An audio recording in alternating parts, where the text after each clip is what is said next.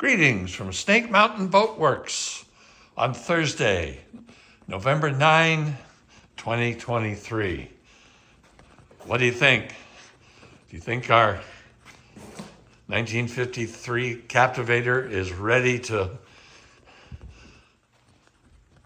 get her final buffing and polishing so that we can put her back together?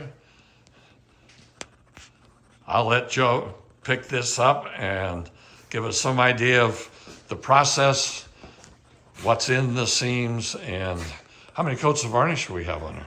Right, so last time we had roughly right around 7 or 8 coats, and I paved all the seams with the mahogany Sikaflex. Let that completely cure, and then I've been putting the flagship ambered varnish over it. And every 3 to 4 coats, we are scuffing down the entire thing until we hit up to about 15. Once I hit 15 and I knew we had a good amount on there, I went through and flat sanded the entire thing.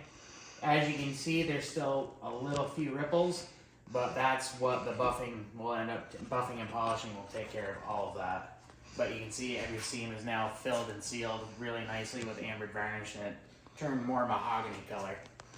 And the sides were all flattened, and if you can see, I mean, they're just absolute mirror.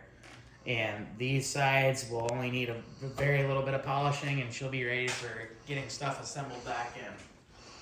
And at that point, we're just waiting for the seating to come back from upholstery.